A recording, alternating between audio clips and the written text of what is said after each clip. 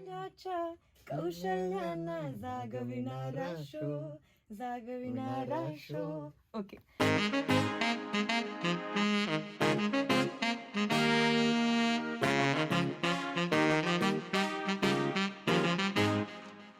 विविध व्यक्तिमत्वांच्या जीवनाचा प्रवास, श्रवणीय अनुभवांची असे माहिती खास. सगळ्यांना हा टॉक शो असे सजग बनवणारा, विजन विस्डमच्या अगदी जवळ नेणारा. माइंडाच्या कौशल्यांना जागविणारा शो, माइंडफुल हा टॉक शो, माइंडफुल हा टॉक शो, माइंडफुल हा टॉक शो.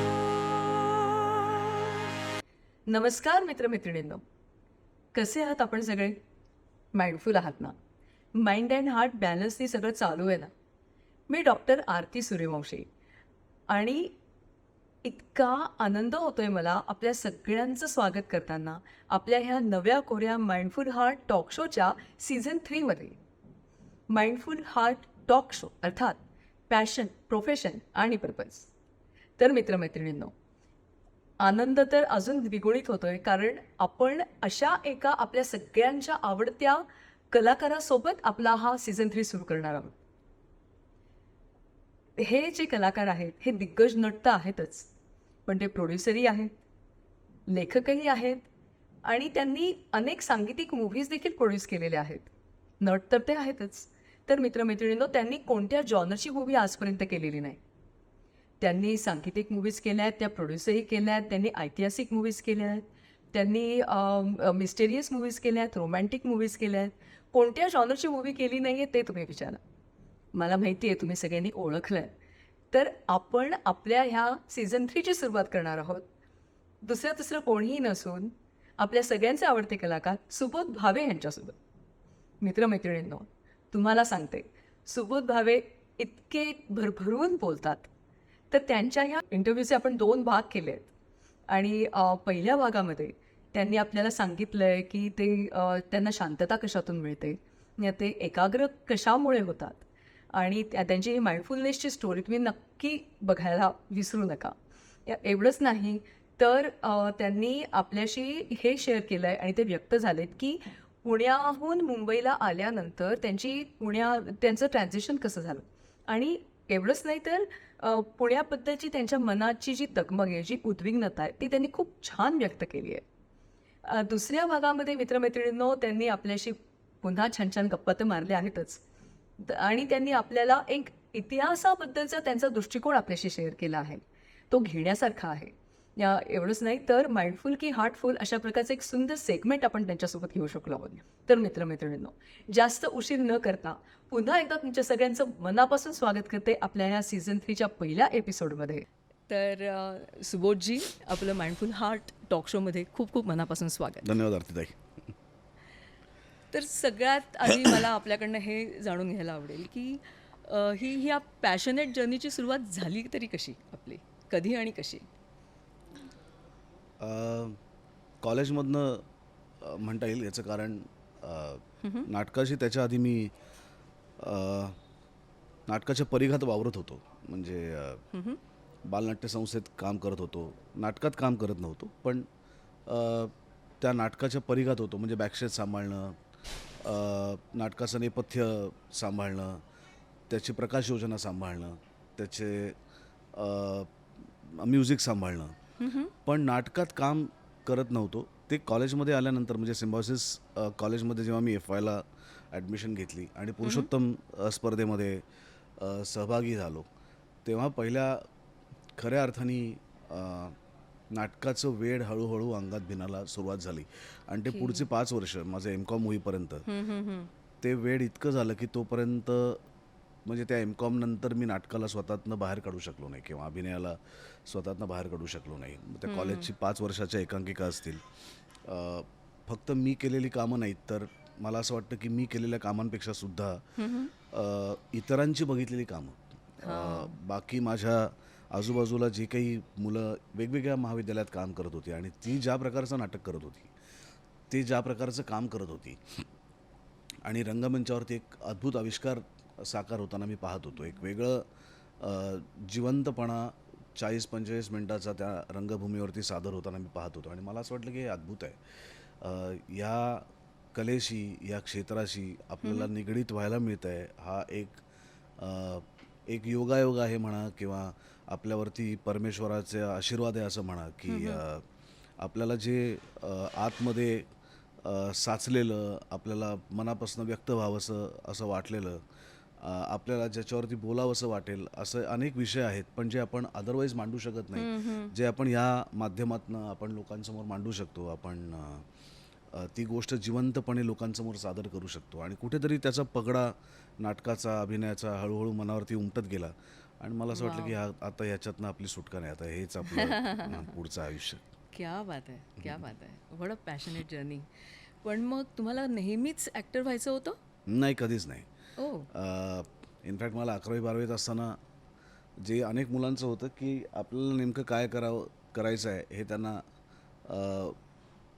आयुष्याच्या एका टप्प्यापर्यंत त्यांना कळतच नाही, सापडत नाही. खूप कमी मुलं अशी हो, असतात हो. जी खूप फोकस असतात. खरं आहे. मुली खूप फोकस असतात. अच्छा. मुलींना खूप पटकन कळलेलं असतं की त्यांना काय करायचं आहे. मुलांना अजिबातच कळलेलं नसतं. म्हणजे 100% मुलांपैकी मला असं वाटतं की 75% मुलांना तर नक्की गोंधळलेले असतात ते की काय करायचं वगैरे वगैरे. 25% मुलं त्या मनाने फोकस असतात आणि ते पहिल्यापासून साधारणपणे 8वी-10वीपासून कदाचित पालकांमुळे असेल, त्यांच्यामुळे असेल, पण ते 10वीपासून ते त्यांना माहिती असतं की आपल्याला काय करायचं आहे. तर तसं माझं अजिबातच नव्हतं. मला माहितीच नव्हतं की मला काय करायचं. मी 10वी नंतर माझे मित्र सायन्सला गेले, मी सायन्सला गेलो. ओके. मला सायन्स आवडत होतं का, मला ते जमणार आहे का, याचा काही विचार मी केला नाही. अर्थातच ते जमलं नाही. मग तिकडनं मी कॉमर्सला आलो. ओके. पण आपल्याला कॉमर्स करायचं आहे का, आपल्याला ह्याच्यात पुढे काही करायचं आहे का, असंही काही नव्हतं. तेव्हा एक ठराविक आर्ट्स, कॉमर्स, सायन्स अशीच एक पठडी असल्यामुळे आणि आपल्याला जे काही करायचं आहे ते सुरक्षित नोकरी मिळवण्याच्या दृष्टीने प्रयत्न करायचे आहेत अशीच एक वातावरण असल्यामुळे नाटकाच्या नादी लागणं किंवा नाटक शिकणं म्हणजे वेळ वाया घालवणं आणि आयुष्याची एक माती करून घेणं असं एक साधारणपणे समज होता. त्यामुळे कॉमर्स करावं, आपण मार्केटिंग करावं आणि मग जॉब करावा. तर माझ्या BCom नंतर मी अनेक ठिकाणी नोकरी पण करत होतो. असं नव्हतं की मी नोकरी करत नव्हतो. बरं. पण काय करायचं हे काही माहिती नव्हतं. जे येईल त्या रस्त्याने मी चाललो होतो, बस एवढंच होतं. ओके. ॲक्टर व्हायचं असं कधीच स्वप्न बघितलं नव्हतं. मला 11वी-12वीत असताना खरं तर मॉडेल व्हायचं होतं ओके. आणि मी मॉडेलिंगमध्ये बऱ्याच वेळेला फोटोशूट केलं त्या काळात. अच्छा. काही रॅम्पवॉकसाठी ऑडिशन दिली अच्छा. आणि ते सोडून मी वेगळ्याच ठिकाणी घुसलो. मी शाळेत असताना मी जिम्नॅस्टिक खेळायचो. कदाचित वाव. तेव्हा मी ते सोडलं नसतं तर बऱ्यापैकी पुढपर्यंत मी स्पोर्ट्समन म्हणून पण गेलो असतो. त्यामुळे खेळांमध्ये रस होता. 10वीपर्यंत तर मी खेळांमध्येच जास्त होतो. मी खो खो खेळायचो, मलखांब खेळायचो, जिम्नॅस्टिक खेळायचो, क्या बात आहे. ग्राउंडवरती असायचो. पण अचानक ते सुटलं आणि मॉडेलिंगचं वेड आलं, मॉडेलिंग सुटलं आणि अभिनयाचं वेड आलं. त्यामुळे तो रस्ता जसा मला नेत गेला तसा तसा मी जात झालो. पण त्यातल्या अभिनय आणि नाटकाच्या क्षेत्राने मात्र मला पकडलं, बांधून ठेवलं. ती आवड मनात निर्माण झाली आणि असं वाटलं की आता ह्याच्याशिवाय आपण राहू शकत नाही, जगू शकत नाही आणि मग पुढे तोच प्रवास सुरू झाला. मग त्याच्यानंतर हेलकावे आले नाहीत. त्याच्यानंतर सुद्धा वाटा बदलत गेल्या, पण त्याच क्षेत्रातल्या बदलत गेल्या. म्हणजे अभिनयातनं निर्मितीकडे गेलो, निर्मितीतनं दिग्दर्शनाकडे गेलो, दिग्दर्शनातनं लेखकांकडे गेलो. त्यामुळे क्षेत्र तेच आहे, फक्त त्याच्यातल्या वेगवेगळ्या वाटा शोधत गेलो. पण आहे कलेच्या क्षेत्रात, आता इथनं बाहेर नाही पडू शकत. क्या बात आहे. ट्रू ट्रू कलाकार you are. तर हे तुम्ही पुण्याला होतात आधी. तर पुणे ते मुंबई हे ट्रान्झिशन कसं होतं? म्हणजे अवघड होतं. अवघड होतं. अतिशयोक्ती आहे, पण एखाद्या व्यक्तीचं लिंग बदल झालं तर ते ट्रान्झिशन किती अवघड असेल. तर तसं पुणेकरांना मुंबईत येणं अवघड आहे. अतिशयोक्ती आहे, क्या पण बात आहे. गंमत अपाट. पण मला जेव्हा पहिल्यांदा करिअर करायचं म्हणून मी माझ्या क्षेत्रातल्या 2-3 लोकांचे सल्ले घेतले. त्याच्यातला त्याचं नाटक मी केलं आणि त्या नाटकामुळे मला खऱ्या अर्थाने काय म्हणूया एक वेगळा पर्स्पेक्टिव्ह मिळाला अभिनयाकडे बघण्याचा, नाटकाकडे बघण्याचा. तर पहिला सल्ला मी त्यांचा घेतला. ते खूप फार फार अप्रतिम लेखक ते आहेत आणि आता ते इथे नसतात, ते आता अमेरिकेत गेले. बरं.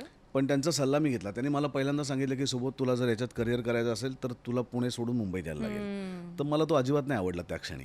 मला असं वाटलं हा माझं नुकसान करतोय. पुणे सोडून मुंबईला सांगणं हेच माझं प्राण काढून घेतल्यासारखं. तो इतकं मी असा एक म्हटलं मुंबईत नाही यायचं मला, कारण मला मुंबई कधीच आवडलं नव्हतं.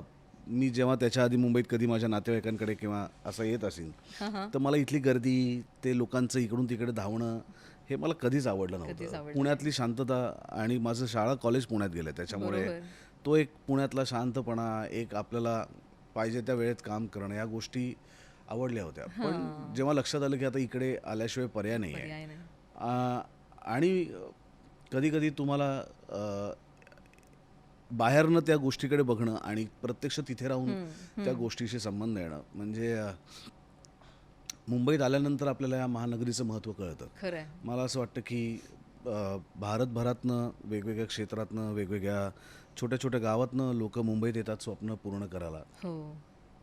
आणि ज्यांनी एखादं स्वप्न बघितलं आहे आणि त्यांना या महानगरीत यायचं आहे ते पूर्ण करायला, त्यांना ती महानगरी कधीच झोपू देत नाही.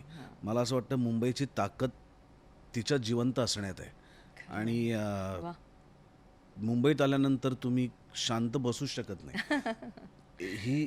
ही नगरी तुम्हाला हे मात्र शांत बसू देऊ, म्हणजे ती तुम्हाला धावायला लावते, ती तुम्हाला पळायला लावते, ती तुम्हाला स्वप्नांच्या दिशेने ढकलते की जा पूर्ण कर. आता एवढं करूनही जर तुम्ही मेहनत घेतली नाही तर तो तुमचा करंटेपणा आहे. पण मुंबईत आल्यानंतर तुम्हाला एखादी इच्छा तुमच्या मनात आहे आणि ती पूर्ण होऊ शकत नाही, असं होऊच शकत नाही. इतकी ती पॅशनेटली तुम्हाला त्या पाठीमागे पळवते आणि कामाला लावते.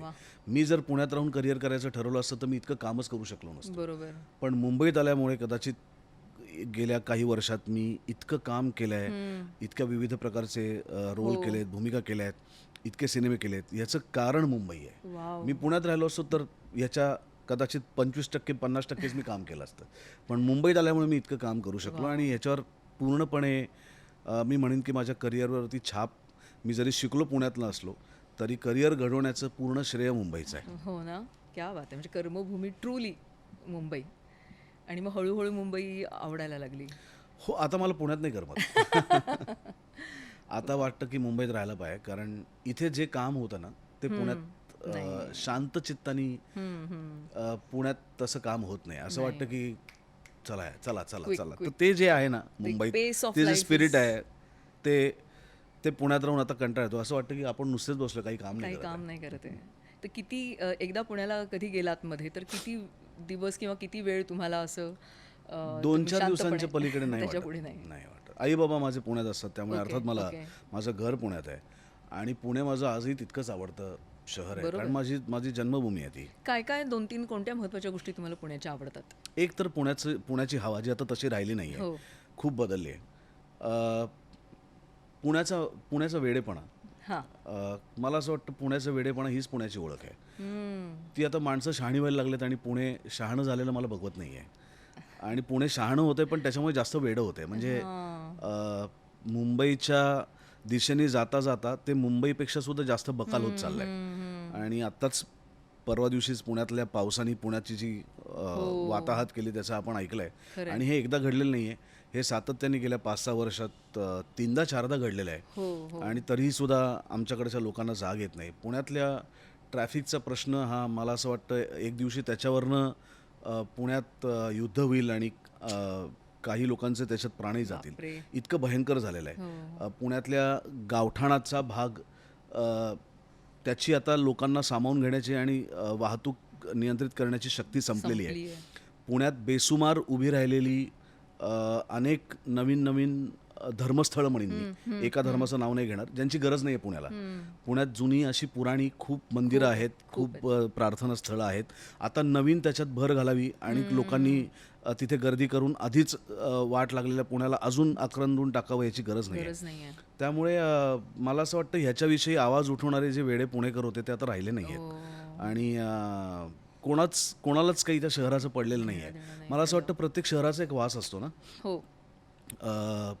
तुम्ही युरोपमध्ये गेलात तरी सुद्धा तुम्ही युरोपमध्ये जाताच अशासाठी की तिकडचं एक जुनं पण अनुभवायला जाता आणि तिकडचा तो वारसा अनुभवायला जाता. तो वारसा फक्त पुण्यालाच असं नाही, मला असं वाटतं भारतातल्या प्रत्येक शहराला त्याचा एक वारसा आहे. मुंबईला त्याचा एक वारसा आहे, पुण्याला आहे, नाशिकला आहे, कोल्हापूरला आहे, सांगलीला आहे. अगदी तुम्ही वर्धा, नागपूरला गेलात तरी त्या शहरांचा एक वारसा आहे, त्या गावांचा एक वारसा आहे. तो वारसाच जर हरवायला लागला आणि सगळीकडे जर सिमेंट कॉन्क्रीट तुम्हाला दिसायला लागलं तर त्या शहराची ओळख काय राहिली? बरोबर.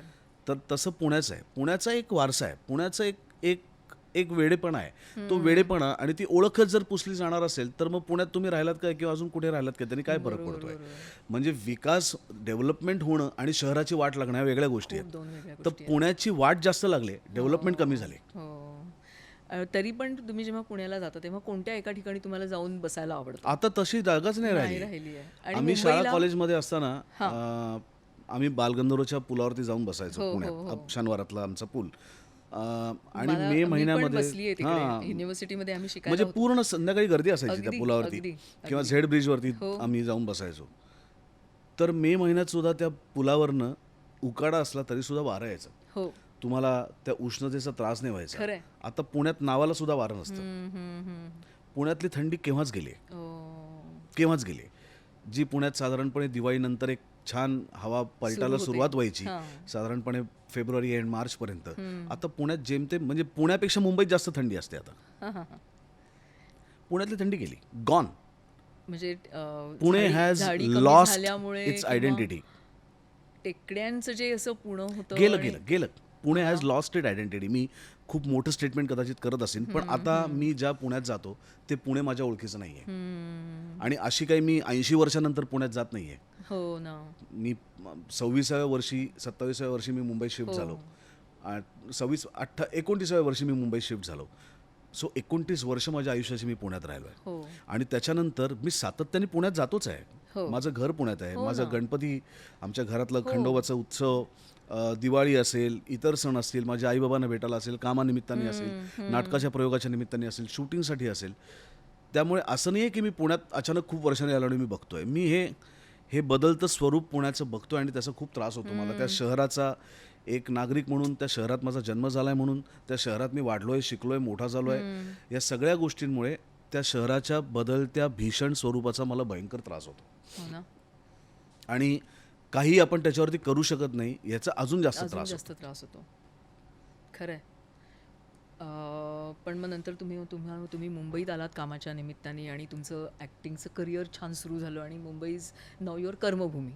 सो आणि असं करत करत करत तुम्ही जवळजवळ 100पर्यंत पोहोचताय. तुमचे सगळे मूवीज आतापर्यंत हिंदी, मराठी असतील, सांगीतिक मूवी असतील, ऐतिहासिक मूवी असतील, सगळ्या जॉनरचे मूवी तुम्ही करताय. मी रिसेंटली तुमचा आता मूवी बघितला होता 40शीतले चोर. हो. तो मला प्रचंड आवडलेला मूवी आहे तुमचा. त्याच्या आधी एक वाळवी मूवी तुमचा आला होता, तो पण प्रचंड मनापासून आवडलेला मूवी आहे. म्हणजे शेवटपर्यंत काय शेवट होणार आहे हे खरंच त्या मूवीमध्ये कळलं नाही. आणि ते जे त्याचं जे सांभाळलं तुम्ही सगळ्यांनी प्रमोशन करताना, येस. की शेवट नाही समजू दिला सांगितलं, पाहिजे, हो. ते खूप खूप छान होतं. ते Thank you. सगळंच खूपच छान होतं. आणि 40शीतले चोर आम्हाला सगळ्यांना खूप आवडलं. तर मला तुम्हाला असं विचारायला आवडेल की आपला हा माइंडफुल हा टॉक शो आहे. तर जेव्हा आपण सेटवर असतो, नवीन नवीन रोल्स आपण करतो आणि तुम्ही वेगळ्या वेगळ्या भूमिका जगता तिकडे, तर माइंडफुलनेसची किती मदत होते तुम्हाला? एकाग्र होणं किंवा प्रेझेंट मोमेंट अवेअरनेस असं आपण म्हणतो माइंडफुलनेसला. तर त्याची तुम्हाला किती मदत होती भूमिका जगताना, त्या भूमिकेतनं बाहेर येताना, पुन्हा नेहमीच्या पठडीच्या नेहमीच्या जीवनामध्ये परत येताना काय प्रोसेस असते तुमची? सुरुवातीला कदाचित ते जड गेलं असेल की एकाग्र होऊन काम करणं. नाटकाची शिस्त असल्यामुळे तुम्ही त्याची तालीम करता, तुम्ही अनेक दिवस त्या विषयाबरोबर असता, व्यक्तिरेखेबरोबर असता आणि तुम्ही प्रयोगाच्या दरम्यान ज्या सगळ्या गोष्टींची तालीम तुम्ही केली त्या सगळ्या प्रेक्षकांसमोर तुम्ही सादर करत असता. आणि मग प्रयोगात एखादा आवाज झाला, कोणाचा फोन वाजला तर त्याचा त्रास होतो. हो. कारण तुम्ही नाटकाचा प्रयोग करतात तेव्हा तुम्ही खूप टोकाची एकाग्रता गाठलेली असते. हो. आणि खूप वेगळ्या इंटेन्सिटीला तुम्ही पोचलेले असता. आणि अशा वेळेस एखादा आवाज तुमच्या त्या मूडला डिस्टर्ब करू शकतो, तुमची एकाग्रता घालू शकतो असं म्हणणार नाही, पण जो एक इमोशनल ग्राफ तुम्ही गाठलेला असतो, म्हणजे एक अत्यंत गंभीर सीन आहे आणि तुम्ही असं नाही की अचानक तुम्ही त्या इमोशनल ग्राफच्या टोकाला पोचता. तुम्ही त्या वळणांना पार करत करत ॲक्शन रिॲक्शन, समोरच्यांची वाक्य, तुमची रिॲक्शन, तुमचं मुवमेंट, हे करत करत करत तुम्ही त्या इमोशनल ग्राफला पोचलेले असता. आणि जिथे तुम्ही एक वेगळ्या प्रकारचा अनुभव किंवा अनुभूती प्रेक्षकांना देण्याच्या तयारीत असतं आणि नेमक्या त्या क्षणी फोन वाजतो आणि तुमचा तो ग्राफ पटकन उतरतो आणि मग तो अन्याय काय फक्त नाटक करणाऱ्या कलाकारांवरती होतो असं नाही, तो बसलेल्या प्रेक्षकांवर पण होतो. याचं कारण एका इमोशनच्या एका अशा नोटवरती गेलेले असतात की त्या दोघांनाही तो अनुभव एकाच वेळेस मिळत असतो. नटांनी तो तालमी दरम्यान घेतलेला असतो, पण त्याचा उत्कर्ष बिंदू प्रयोगाच्या दरम्यान गाठला जातो, कारण तालमीतल्या त्या प्रसंगाला त्या बिंदूपर्यंत पोचणं वेगळं आणि प्रेक्षकांच्या साक्षीनं त्या बिंदूपर्यंत पोचणं वेगळं. तालमीमध्ये कदाचित त्याला भावना येत नाहीत, पण प्रेक्षकांच्या बरोबर त्या सगळ्या भावना उद्दीपित होऊन त्या एका उत्कर्ष बिंदूपर्यंत पोचलेल्या असतात आणि तेव्हा अशी एखादी घटना घडणं ते त्या दोघांनी दाणकन जमिनीवरती कोसळण्यासारखं होतं. खरंच तर याचा खूप त्रास होतो. मला असं वाटतं की इतकी बेसिक चॅलेंजिंग शिस्त, आहे ना हे, म्हणजे हे ऑन द स्पॉट चॅलेंज. हा, आणि इतकी बेसिक शिस्त का नाही लोकांना लक्षात येत की तुम्ही तिकीट काढून जाता म्हणजे तुम्ही उपकार नाही करत आहे कुठल्याही नटावरती. तुम्ही तिकीट काढून जाता आणि फोन तुमचा वाजतो तेव्हा तुम्ही तुमच्याबरोबर तुमच्या सहप्रेक्षकांचाही तुम्ही विचार केला पाहिजे, कारण ते सुद्धा तिकीट काढून आलेत. बरोबर आहे. त्यांनाही हक्क आहे त्या नाटकाचा आनंद घेण्याचा. आणि मला असं वाटतं की तुम्ही तिकीट काढले ना, मग ते काय 400 500 300 रुपये जे काही घालवलेत, तुम्ही इतका कुठनं तरी प्रवास करून तिथे आलात, 2.5 तास तुम्ही या ट्रॅफिकमधनं तिथे आलात, तुम्ही तुमचा वेळ 3 तास त्या नाटकाला दिलेला आहे, तर तुम्ही अत्यंत एक महत्वाची गोष्ट आयुष्यातला वेळ खरंच 2.5-3 तास कशासाठी तरी दिलेत, तर त्या गोष्टीचा आनंद नको का तुम्हाला मिळाला?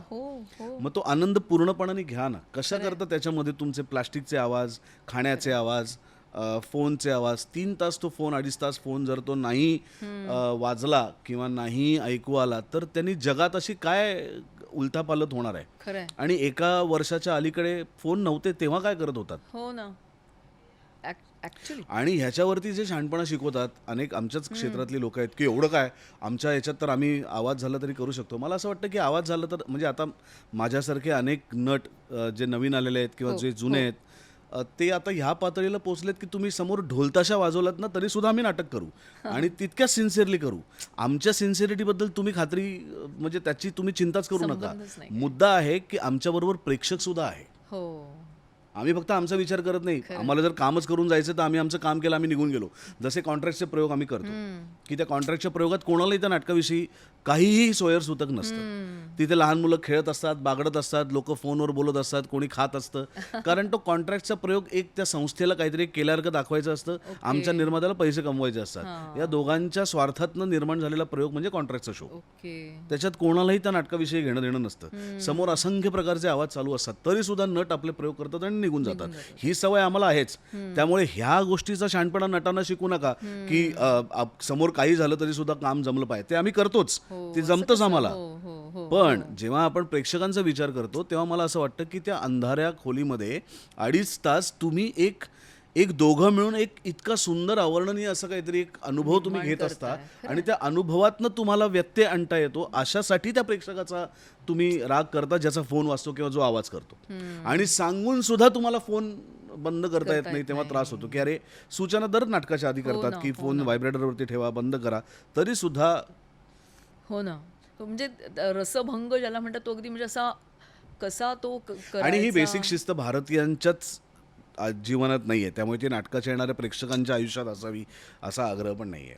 खरंच. आणि ती शिस्त आपण रस्त्यातनं बाहेर पडलं की आपल्याला कळतं की आपण किती बेशिस्त आहोत. खरंय, खरंय. त्यामुळे ती शिस्त आता नाटकाच्या प्रयोगात आणावी ही आता ही अपेक्षाच नाही. म्हणजे आता आम्ही असं ठरवलं की फोन वाजवा, बँड वाजवा, स्पीकर लावा, काहीही करा, आमचं काम आहे, त्याचे आम्हाला पैसे मिळतात, आम्ही आमचं काम करणार आणि आम्ही निघून जाणार. त्याचा तुम्हाला आनंद मिळाला नाही तर that is your problem, not our your responsibility, not ours. खरं आहे, अगदी खरं आहे, खरं आहे. आणि खरंच प्रेक्षकांची ही अतिशय महत्त्वाची जबाबदारी आहे की त्यांनी एक लक्षात ठेवायला हवं की त्यांचे जे काही फोन्स आहेत ते त्यांनी बंद ठेवायला हवेत. छोट्या छोट्या गोष्टी आहेत आणि त्याच्यातनं तो रसभंग होणार नाही आणि पूर्ण आनंद घेता येईल त्या कलाकृतीचा. हे किती महत्त्वाचं आहे त्या ठिकाणी. आता हे तर झालं, म्हणजे आता तर अशा प्रकारच्या घटना खूप घडतात आणि आता ही जी पिढी आहे या पिढीला आपण नाही सुधरवू शकत. पण पुढच्या पिढीसाठी आपण काय करू शकतो की त्यांना ह्या रसास्वाद घेता येणं? काहीच नाही करू शकत. मला असं वाटतं आपल्या आयुष्याची, आपल्या आनंदाची किंमत आपल्याला कळली पाहिजे.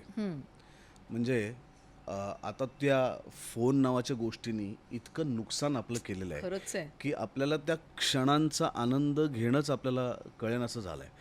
म्हणजे समोर काय म्हणतो त्याला,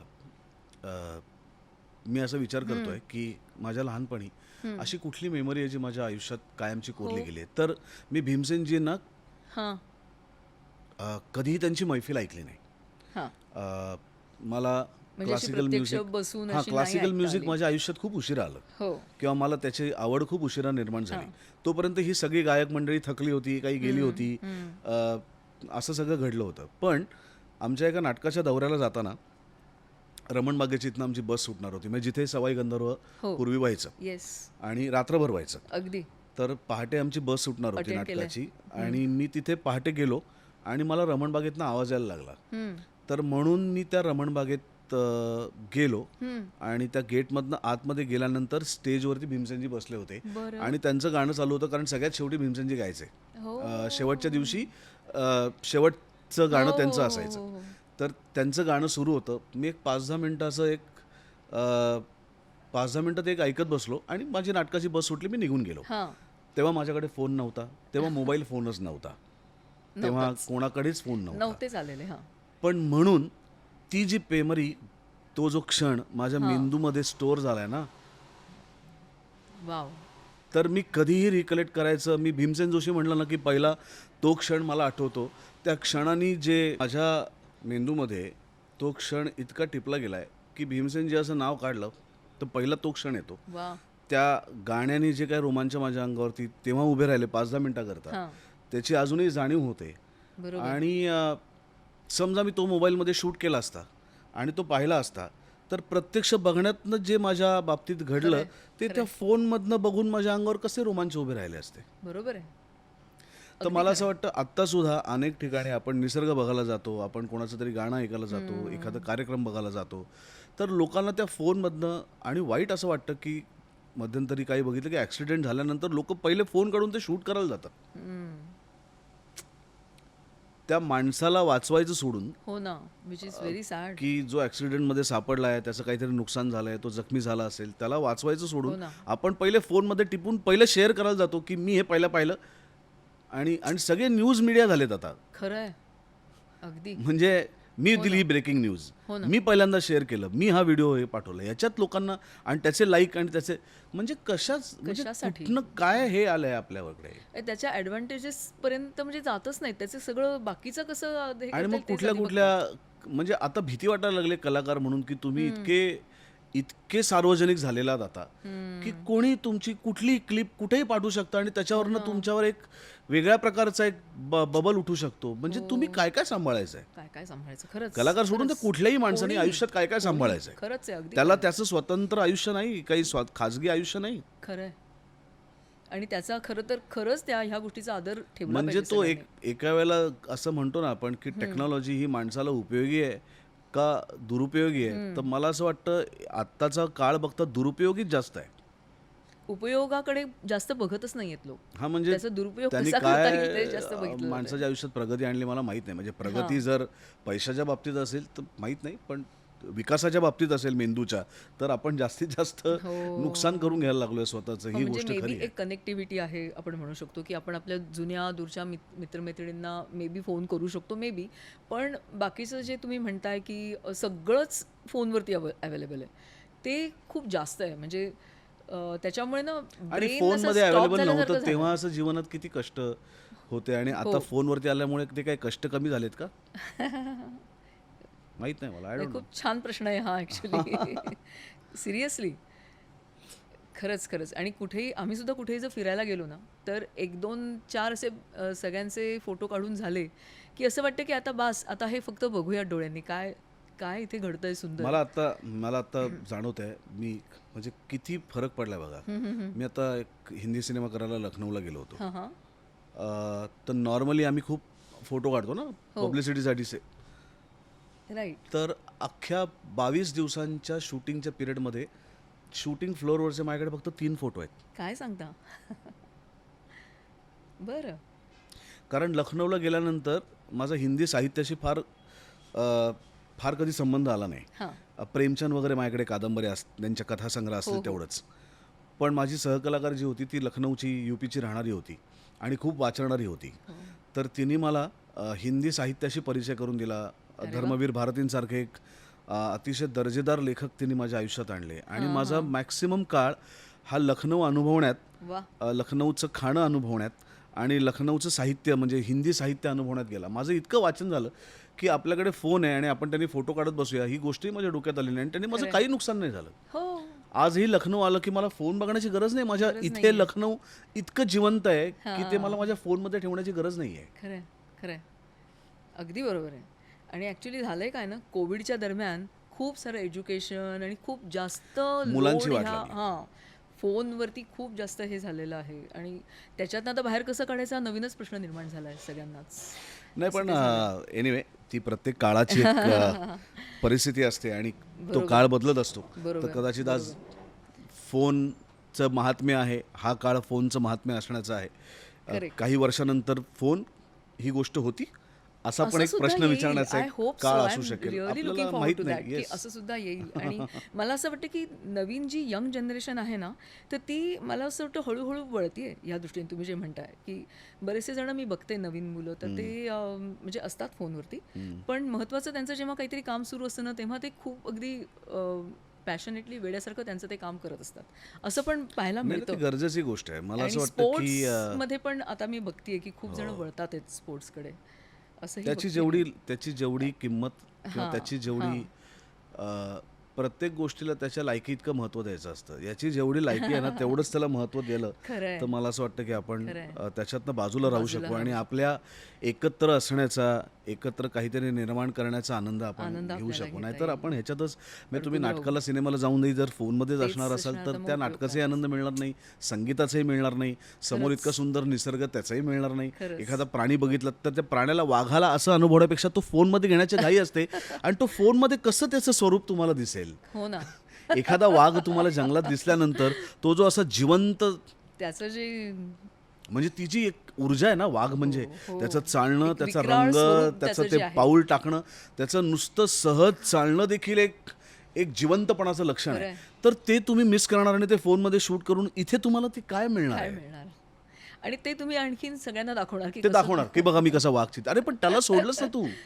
हो, आता तुला वाघाची मेमरीसाठी तुला सतत फोनमध्ये जायला लागणार. खरंय. पण तेच जर तू त्याला पाहिलं असतंस ना तर तू वाघ म्हणला असतास ना तरी तो वाघ तुझ्या डोळ्यासमोर आला असता. खरंच खरंच अगदी बरोबर. तर ते तू क्या मिस बात केलंस. आहे. क्या बात आहे. त्याच्याबरोबरचं ब्लूटूथ कनेक्शन तुझ्या डोळ्यांचं होतं ते मिस केलंस Miss आणि तू ह्याच्यात गेलास. क्या बात आहे. डोळ्यांचं ब्लूटूथ कनेक्शन. क्या बात आहे. तर हे ऐतिहासिक मूव्हीज पण तुम्ही खूप केलेत, सांगीतिक मूव्ही पण खूप केलेले आहेत. तर संगीताची आवड तर मला आता तुम्ही सांगितलं की त्या भीमसेन जोशींचं जे तुम्ही गाणं थोडा वेळ ऐकलं त्याच्यानंतर सुरू झाली एक नाही नाही क्लासिकल नाही नाही म्युझिक, नाही असं नाही? त्याला नाही नाही नाही असं नाही. त्याला खूप काळ जायला लागला. म्हणजे भीमसेनजींचं गाणं ऐकलं ते एक मी त्यांचं कधी का होईना पण 5 मिनिटं मी त्यांना ऐकू शकलो एवढाच एक आनंदाचा क्षण आहे माझ्या आयुष्यातला. पण त्याच्यानंतर काही माझे मित्र माझ्या आयुष्यात यायला लागले. त्यांच्यामुळे त्यांचं गाणं ऐकून ऐकून कान बदलला. मग त्यांच्यामुळे इतर अनेक माणसं क्लासिकल म्युझिकमधली आयुष्यात आली आणि मग त्या म्युझिकविषयी एक आकर्षण, आवड, प्रेम, आदर सगळंच वाढायला लागलं. मी संगीत विषयक चित्रपट केले कारण मला असं वाटतं की तो एक फार अविभाज्य भाग आहे आपल्या आयुष्याचा, प्रत्येकाच्याच आयुष्याचा. संगीताशिवाय आपलं कोणाचंच आयुष्य पूर्ण नाही बघा. बरोबर. आणि कोणालाही कुठल्याही प्रकारचं संगीत आवडत असेल असं काही याच प्रकारचं संगीत आवडतं त्याच प्रकारचं आवडतं असं नसतं. संगीत संगीत आहे. ते आपल्याला जोडतं, ते आनंद निर्माण करतं आणि युनिव्हर्सल आहे. आणि ते युनिव्हर्सल आहे. म्हणजे सृष्टीचा पहिला नाद हा संगीताचा आहे. बरोबर. त्यामुळे तो संगीत आपल्या प्रत्येकाच्या आयुष्याचा अविभाज्य भाग आहे आणि तो माझ्याही आयुष्याचा खूप महत्त्वाचा भाग आहे. मला संगीताने काय दिलं म्हणण्यापेक्षा सुद्धा मला त्यांनी खूप शांत केलं. मला त्यांनी एकाग्र होण्यासाठी खूप मदत केली संगीताने आणि विशेषतः क्लासिकल म्युझिकनी. अरे वा. म्हणजे असं कधी झालं की मी खूप डिस्टर्ब आहे किंवा अस्वस्थ आहे किंवा आत्ता खूप अनंत प्रकारचे विचार डोक्यात चालू आहेत आणि नक्की एखाद्या पॉईंटला मला फोकस करता येत नाही आहे, तर मी पटकन माझ्या फोनमधनं एखादं क्लासिकल म्युझिक अभिषेकी बुवांचं, आमिर खान साहेबांचं ऐकतो आणि मला असं वाटतं 2 मिनिटात एक शांतता येते. अरे वा. एक रिलॅक्स व्हायला होतं. एक आपल्याला कुठल्या दिशेने प्रोसेस सुरू होते. एक तुमची आपोआप ज्याला म्हणू की खूप असं विखुरलेलं आहे त्याला एकत्र करण्याच्या दिशेने एक प्रवास सुरू होतो आणि त्या म्युझिकचं खूप देण आहे माझ्यावरती. मला असं वाटतं त्यांनी मला खूप बदलवलं आहे, स्वतःला शोधायला भाग पडलं आहे. आपल्याला काय प्रकारचं काम करायचं आहे त्याची एक दिशा त्या संगीताने मला दाखवली आहे. माझ्या कामामध्ये खूप एक शांतता आणली आहे, एक जो माइंडफुल बनवण्यासाठी मदत. खूप शांतता आणली आहे. म्हणजे एक जो आपण समोरच्याला आपलं काम कसं वाटेल, समोरच्याला आपलं काम आवडेल का, हा जो एक सगळा इतरांवरती अवलंबून असलेला भाग होता तो संगीताने खूप स्वतःपुरता मर्यादित ठेवायला मला शिकवलं की आपल्याला मिळणारा आनंद, स्वानंद हा सगळ्यात महत्त्वाचा आहे. आणि ती इतरांना काय वाटतं, इतर त्याची कशी परीक्षा करतील यापेक्षा सुद्धा तुला काय वाटतं, तुला शोधायला मजा येते का ह्याच्यातनं, आणि ती मला संगीताने खूप लावलेली सवय आहे. त्यामुळे त्या क्षणानंतर माझं स्वतःकडे एक अभिनेता म्हणून दुसऱ्यांसाठी काम करणं माझं बंद झालं. मी स्वतःसाठी काम करायला लागलो. आणि मी आता प्रेक्षकांसाठी नाही काम करत. तुम्हाला आवडतं का नाही आवडतं याच्याशी मला घेणं देणं नाही आहे. मला आवडतं म्हणून मी काम करतो. ज्या क्षणी मला ते आवडेल नसेल त्या क्षणी मी कामच थांबवेन. मग मी एकही काम करणार नाही. मी निवृत्त होईन, मी घरी बसेन, मी काहीच करणार नाही. त्यामुळे आत्ता तो जो स्वानंदासाठी काम करण्याची जी सवय आहे ती मला संगीताने लावली आणि शांत केलं, मुळात शांत केलं, खूप शांत केलं. ते अभिजात संगीतावरती बेस्ड असे चित्रपट आणून ते त्याचंच एक बाय प्रॉडक्ट आहे असं मला बाय प्रॉडक्ट आहे. आणि पण नवीन म्हणजे यंग जनरेशनला वेड लावलंय. यंग जनरेशनला वेळ लावण्याच्या दृष्टीने ते चित्रपटच केलेले नव्हते नाही. पण तरी पण म्हणजे मला आवडतं म्हणून ते केलेले होते, पण त्याच्यात ताकद इतकी आहे की ते कोणालाही वेळ लावतंय. ते आहे. हजारो वर्ष त्या संगीताने वेळ लावलंय माणसाला. तर ती काही सुबोध भावेची ताकद नाहीये, ती त्या संगीताचीच ताकद आहे.